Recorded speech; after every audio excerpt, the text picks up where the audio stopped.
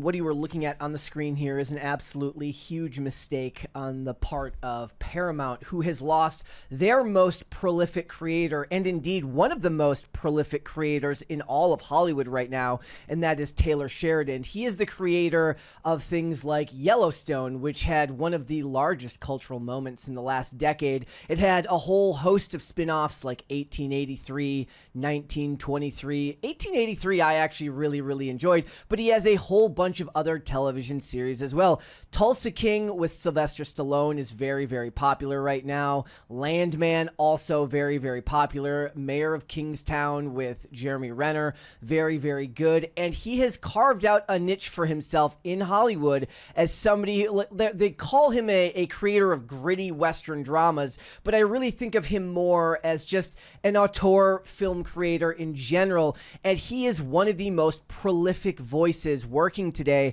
and Paramount, just months after they signed their deal with Skydance, has lost that creator to NBC Universal. It looks like Taylor Sheridan will be heading over to NBC to be able to start developing movies in the year 2026 through Universal Pictures and Focus Films, and I believe his television contract with Paramount runs out in 2028. But it's not a good look. Just right after David Ellison signs this huge deal, he has this merger with Skydance, and they lose the person who really gave Paramount the entirety of its image in a lot of ways. If you think about Paramount Plus, you think of it as the place you go for the Taylor Sheridan content. And the crazy thing about it is I was trying to think of like who the biggest names in television producing are. Now, certainly the Duffer Brothers are on that list because they just signed their own huge deal with Paramount, which, you know, I'm not a huge fan of because I don't really care for Stranger Things,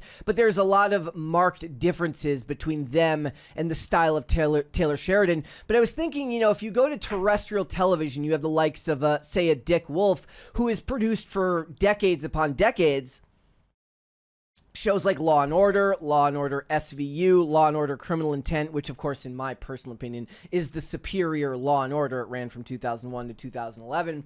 He has all of those shows. He also does all of the Chicago shows, the shows your boomer parents love, right? The shows that I love, though granted these aren't really my thing anymore. I think that network television boomer procedurals really were the hardest hit in 2020, and the quality has really gone down since 2016. But he's created all of those shows. He might be the most prolific worker in Hollywood. He's also over there at NBC Universal producing content that goes up on television, but then also ends up on Peacock later, which is of course where theoretically Taylor Sheridan's shows would go in the year 2028 when he starts producing new stuff for them. You also have the likes of like a Shonda Rhimes. She has like her multi-million-dollar deal over at Netflix, and they're going to need that, I suppose, given the fact that they're losing the Duffer Brothers. But like I said, this was not that long after that deal. But let's go through this article from The Hollywood Reporter.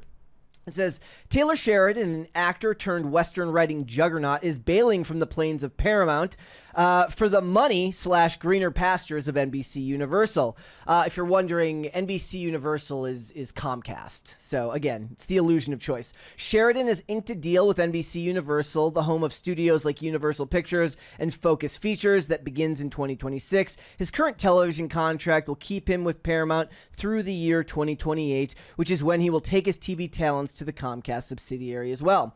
It is Sheridan's personal manifest destiny to bring his sensibilities directly to NBC Universal, especially to its streaming platform Peacock, the unlikely home to Sheridan and Paramount's biggest show, Yellowstone. Yellowstone debuted in 2018, 2 years before Peacock was even a thing. Yellowstone even predated the 2019 reemerging of CBS and Viacom, which formed the company that in 2022 was rebranded as Paramount Global.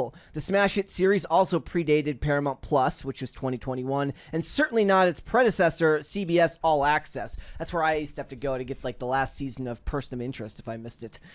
In 2020, NBC Universal secured the Yellowstone streaming rights for its fledgling streamer. By then, Yellowstone was averaging a few million viewers per episode, quite good for basic cable. Nielsen did not at the time measure streaming viewership, but not the runaway freight train it would become if it was, but it was quite quite good for basic cable, and it was incredible for Paramount Network, the former Spike TV that, in its new iteration, was anything but a household name. By the end of its season 3 finale, Yellowstone had replaced AMC's The Walking Dead as the top series on cable television. Seeing the error of its ways, Paramount would go on to order roughly 100 Yellowstone spin-offs, sequels, prequels, hoarding all of the multi-platform rights for itself. Like I said, it really did become the place you went for Taylor Sheridan creations and stuff like that. And I think one of the issues with Peacock, and one of the things that Taylor Sheridan can help them with, is that he has very distinct branding in his type of storytelling. When you look at something like Tulsa King or Landman, I've always described Taylor Sheridan, because we've had a lot of discussions about what Taylor Sheridan's storytelling is. We've talked about, is it like, what people deem today Hicklib? It's like Hicklib entry point Trojan horse propaganda. Depending on where you sit on the political spectrum. But I've always put his storytelling as more akin to the likes of, if most of the over-the-top propaganda on television is a tweet, Taylor Sheridan's form of television propaganda is more of a long-form story, or maybe a multi-layered tweet, one with 6 or 7 posts attached to it. I really enjoyed Landman. I really enjoyed the first 2 seasons of Tulsa King. I'm behind on it, unfortunately. But he has a very, very strong show, because I think a lot of people see a grit and realism to his shows that just seems to be absent from a lot of the storytelling today. And the ones that do have that element lack the charm that his shows seem to be able to create. Back to the article. The good news here is that Paramount Skydance keeps all of that, present and future. So they're going to hold on to those shows after he leaves, which means they're going to be able to monetize them for a very, very long time. A lot of people will keep coming back to, rewatch those series. I have no doubt in my mind about that. And for Peacock, they have this really undefined image, and they need someone like Taylor Sheridan to bring a level of, I guess, class to the filmmaking over there. I was thinking about the shows that are like in the popular run there. I do have Peacock. I'm like one of the 10 people in the world that has Peacock. And the top shows are all things like the Real Housewives series and the Dick Wolf shows like Law and Order SVU or Chicago Fire or Chicago PD, all the things like that. But when it comes to their original shows, it's just nothing that's really struck a chord with the public the way that something like Yellowstone entered the cultural zeitgeist when it became popular. The original shows are things like on Peacock are like Bel Air, Poker Face, The Day of the Jackal, which I don't think anybody watched that version of it, and the Twisted Metal series, which I really, really liked, but I don't think a lot of other people actually took the time to go and watch. I think that's some of Anthony Mackie's best work.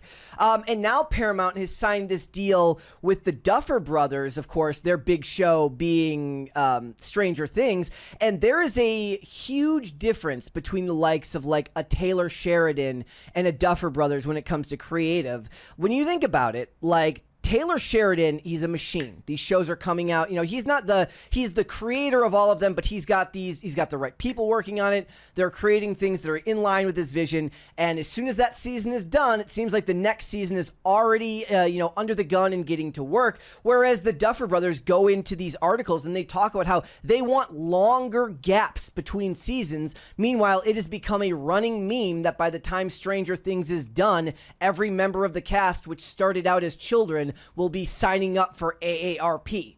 Like, the jokes are now that Millie Bobby Brown is 21, but she looks 30, and this show started when these kids were 12 years old. Does Paramount really want to get into bed with a group of people that don't seem to put any value on actual consistency in storytelling? It seems to be in line with what NBC is doing over there with the likes of their network shows. So maybe perhaps Taylor Sheridan brings a certain level of network level urgency to the likes of the streaming world in the way that, Dick Wolf and all of those shows like Law and Order or a Chicago PD or a Chicago Fire bring to network television, because that's a requirement of the genre over there with the way that new seasons work. Perhaps he brings a style and an auteur sense to something that they need on the streaming side of things that they don't have. Whereas the Duffer Brothers, it's like, look, you've had Paramount, which has been really, really lucky to have consistent stuff coming out all the time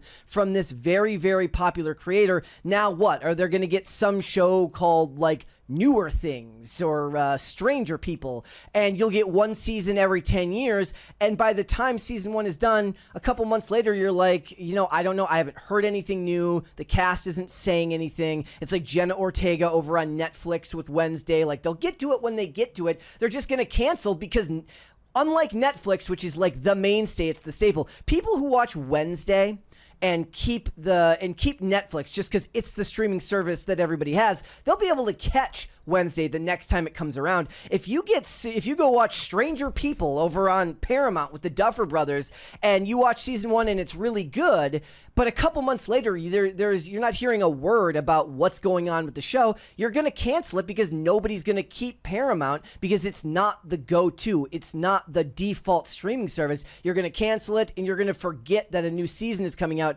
5 years later when they finally get that work done. And the Duffer Brothers, I found this quote over here on this other, the Duffer Brothers are going to make movies. So, like, what's the point even from that anyways, given the fact that they don't have a track record with that? Yeah, this was from an interview with someone. It says, there's a logic, but I do find it funny that Paramount snatched the Duffer Brothers from Netflix for an exclusive 4-year film and TV deal that was certain to come with a hefty price tag, yet the Duffer Brothers have made exactly one hit show, and while I love Stranger Things, there's no evidence yet that they can replicate it, whereas Sheridan has repeatedly proven that he can. But Sheridan's shows are expensive, north of $10 million an episode, but the final season of Stranger Things reportedly costs $50 to $60 million an episode, a number that would instantly make Paramount stress vomit. So basically, Paramount is cashing out. They've lost Taylor Sheridan. They're banking on a one-hit wonder with no track record for consistent releases and hoping to God that what they end up producing has nothing in line with what they've done before that. It won't be anything like their previous work because they haven't shown any track record of consistency with any of that. Meanwhile, over at Peacock, they're going to take in Taylor Sheridan. He's going to go to work producing television shows that they can put right up there with the likes of a Law and Order or the likes of a Chicago Fire, and the adult audiences that watch those shows will probably check those out as well. Like they said, they were the home of Yellowstone for a very, very long time. They're going to put him to work making movies for them. Remember, there is a huge track record for Taylor Sheridan with movies as well. Sicario is in my top 5 favorite films of all time, and he has plenty of other examples of that. I wouldn't be surprised if they keep him in line to act as well, given the fact that he also ends up acting in a lot of the stuff that he's in. If you don't know, like, he was back on if you don't know who Taylor Sheridan was before he became this person, he was on Sons of Anarchy back in the day, in the early seasons as an actor. And they need this over at Peacock right now. I believe their streaming rights deal with WWE runs out in like March of 2026. They don't like WWE's like rights are all over the place. They're at ESPN, they're at Netflix, they're everywhere. But I believe that one of the deals they have runs out in March of 2026. And if they don't re-up that, they're going to be hurting for content. So the hope would be that Taylor Sheridan can help film that. But I wouldn't be surprised if they ended up keeping rights. I think they have rights to like Saturday Night's Main Event and the WWE back catalog, like the library of stuff. But look, NBC has the money. They're looking to brand Peacock beyond just what they're doing now. I don't believe that what they're doing with their certain original content right now is working. I think any of these streaming services, despite how much he costs, would be lucky to get a Taylor Sheridan to come over there and work for them. He's got a strong track record. He's got a strong creative vision that has been fleshed out. People understand it, and there's clearly an audience that resonates with it. What do you guys think? Do you want it? Is it enough?